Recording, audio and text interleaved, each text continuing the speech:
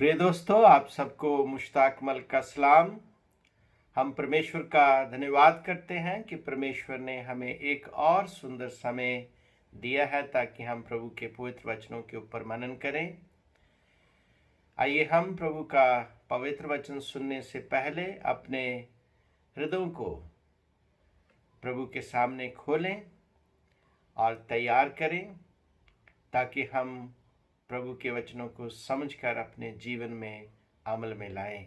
आइए हम प्रार्थना करेंगे। हमारे स्वर्गीय पिता परमेश्वर, हम आपका धन्यवाद करते हैं कि आपने हमें एक और सुंदर समय दिया है कि हम आपके पवित्र वचनों के ऊपर मनन करें।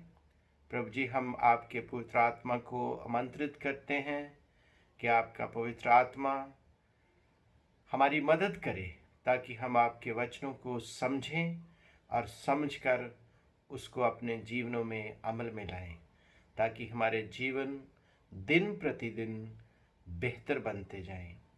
हम इस प्रार्थना को प्रभु यीशु मसीह के पवित्र नाम से मांग लेते हैं, आमीन। प्रिय दोस्तों, जैसे हम प्रभु यीशु मसीह के मशहूर वचन के ऊपर मनन कर रहे हैं, जिसको पहाड़ी उपदेश के नाम से जाना जाता है, सरमन ऑन द माउंट।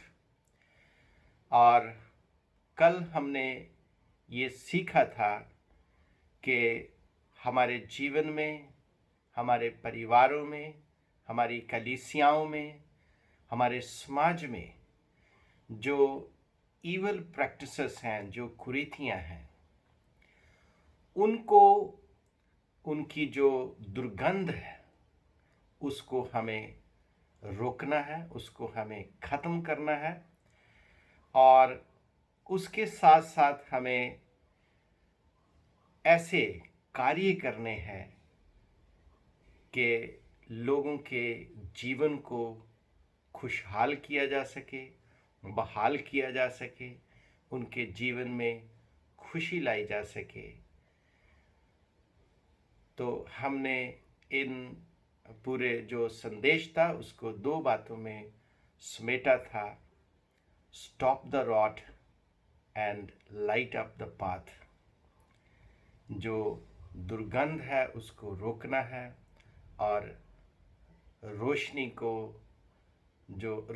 को और ज़्यादा फैलाना है। आज हम इसी वचन को आगे बढ़ाएंगे। तो दूसरा जो सरमन ऑन द माउंट, पहाड़ी प्रभु यीशु मसीह का उपदेश है, उसमें जो लीगलिस्टिक बातें हैं उसके ऊपर आज हम मनन करेंगे। Legalistic contrast between the law of Moses and Jesus Christ. हम यहाँ देखते हैं कि nothing can supersede the law of Moses. कुछ भी, कोई भी चीज़ जो है, वो जो मूसा का लॉ है, कानून है जो प्रभु ने मूसा को दिया था, उसको सुपरसीड नहीं कर सकता है। लेकिन आज हम ये बात समझेंगे कि जो कानून मूसा के द्वारा दिया गया और जो यहाँ बात प्रभु यीशु मसीह करते हैं, उसमें कंट्रास्ट क्या है, उसमें डिफरेंस क्या है। तो जब हम इस पूरे हिस्से को 17वीं आयत से लेकर 48वीं आयत तक पढ़ते हैं, तो 48वीं आयत में प्रभु यीशु मसीह ने कहा, Therefore be perfect as your heavenly Father is perfect। वो पूरा कहने के बाद प्रभु यीशु मसीह ने जो उसका सार था, वो प्रभु यीशु मसीह ने बताया कि देयरफॉर, इसलिए तुम संपूर्ण बनो क्योंकि तुम्हारा स्वर्गीय पिता संपूर्ण है। तो यहाँ हम देखते हैं, सबसे पहले हम कानून के बारे में बात करेंगे। कानून जो है उसकी हद होती है। Law has its limitations. कानून की अपनी हद है, वो उससे आगे नहीं बढ़ सकता है। जैसे कि मान लीजिए कोई व्यक्ति कोई एक्ट करता है जो कि गलत एक्ट है, गलत कार्य है, तो कानून उसको सजा देता है, उसको पकड़ता है।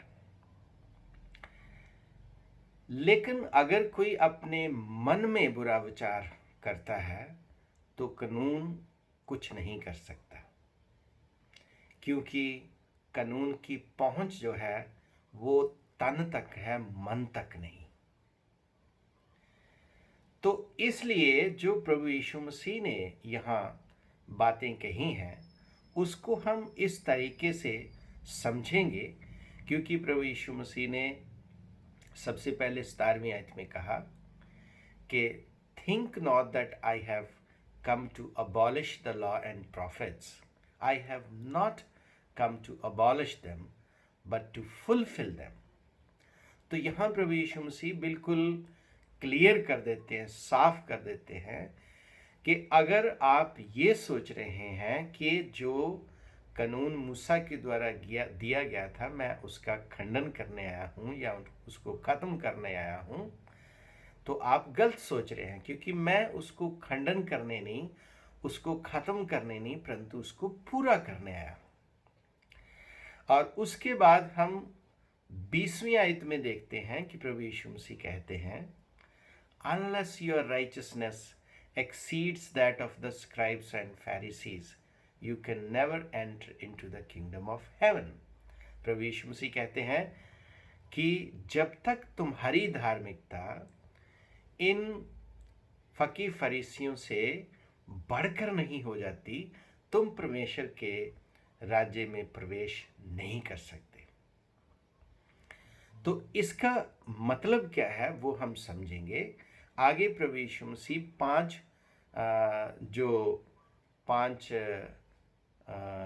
पांच कमांडमेंट हैं जो मूसा के द्वारा दी गई थी उसको कोट करते हैं। उसमें से जो सबसे पहली है वो है you shall not kill, you shall not commit adultery.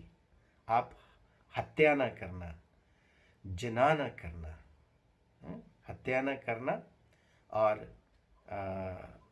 व्यभिचार ना करना, और फिर झूठी गवाही ना देना, बुराई का सामना ना करना और बुराई के बदले बुराई ना करना।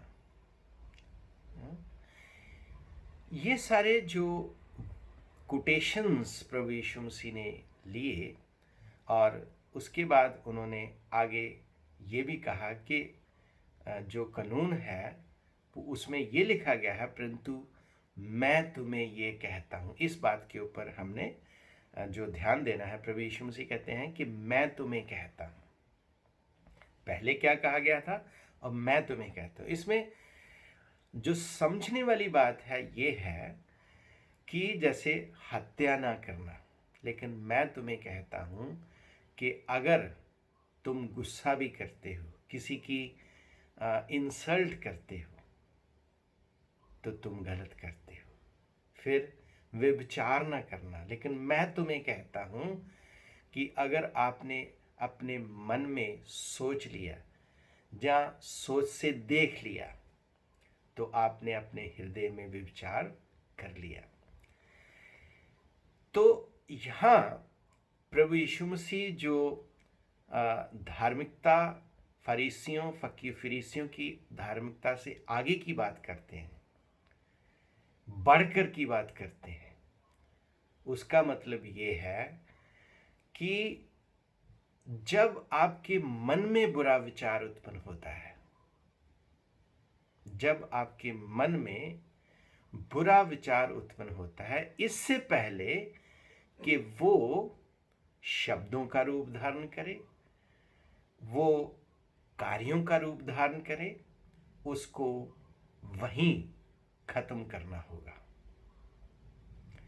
इन अदर वर्ड्स प्रभु यीशु मसीह ये कह रहे हैं कि इससे पहले कि आप उसको कर लें, क्योंकि जैसा आप सोचेंगे वैसा ही आप करेंगे, इसलिए आपको अपनी सोच को बदलना है, अपनी विचारधारा को बदलना है।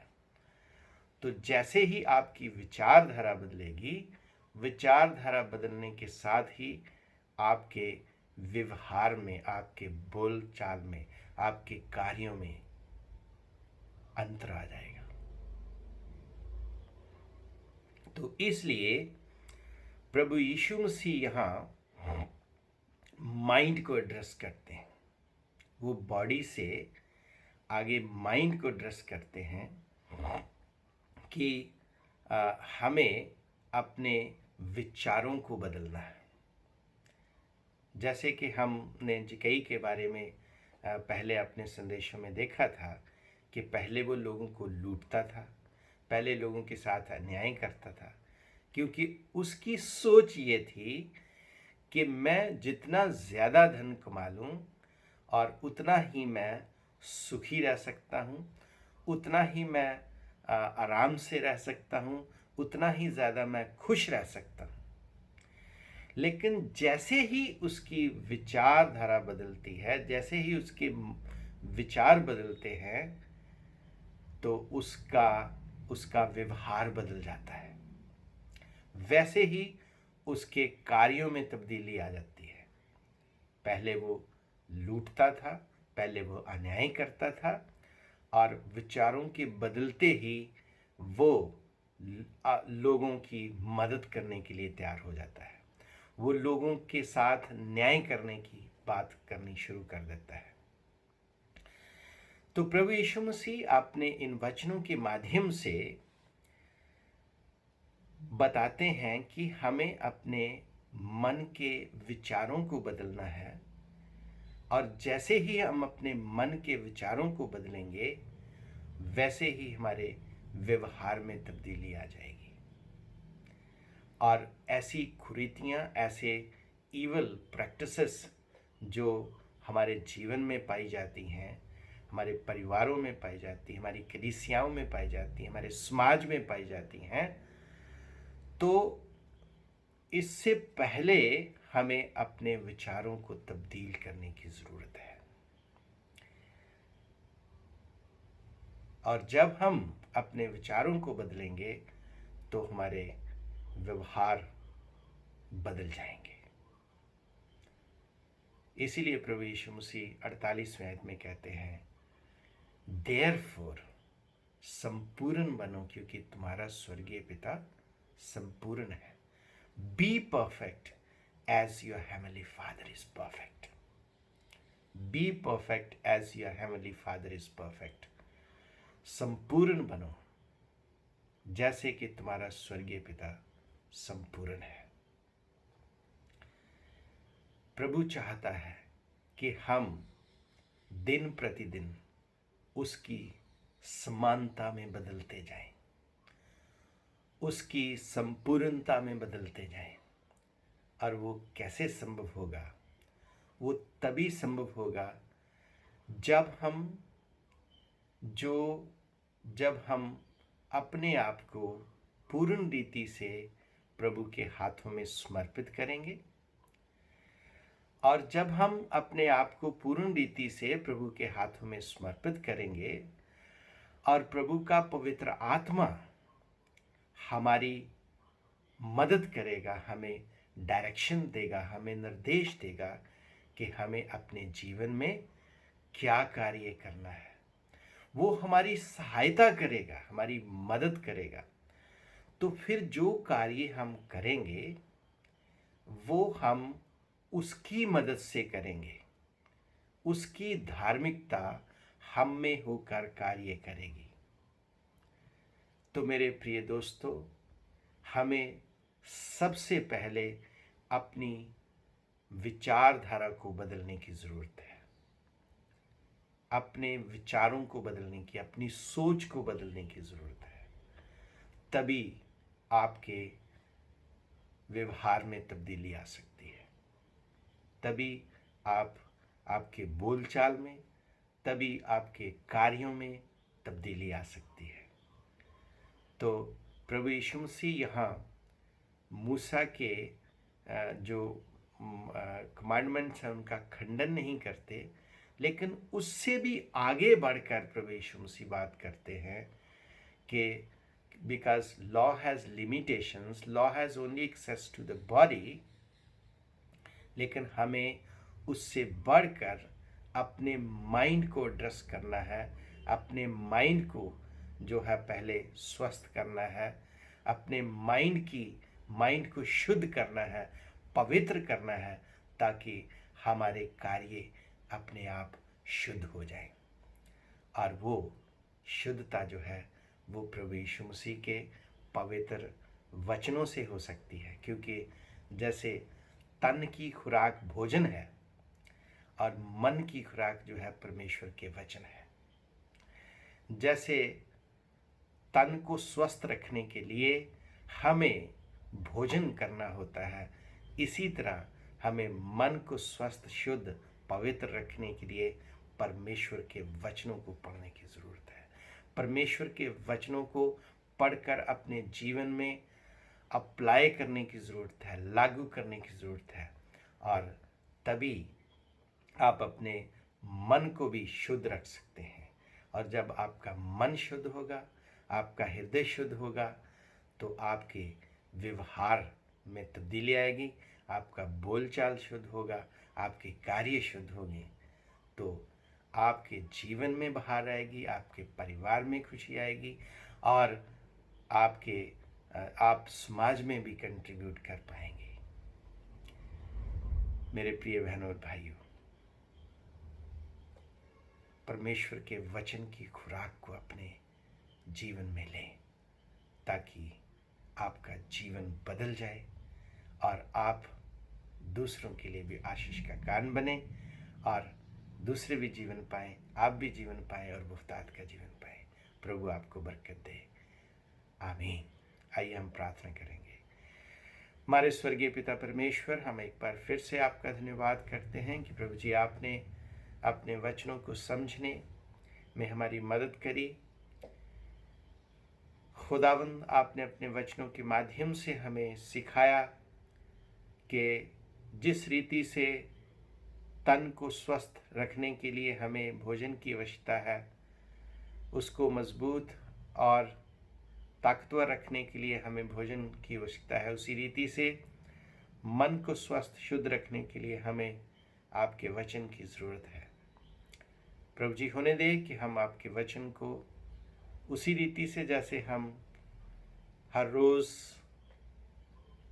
भोजन करते हैं ताकि हमारा तन स्वस्थ रहे, मजबूत रहे, हम आपके वचनों को भी लगातार हम लें, क्योंकि उसी से हमारा मन शुद्ध, स्वस्थ रह सकता है।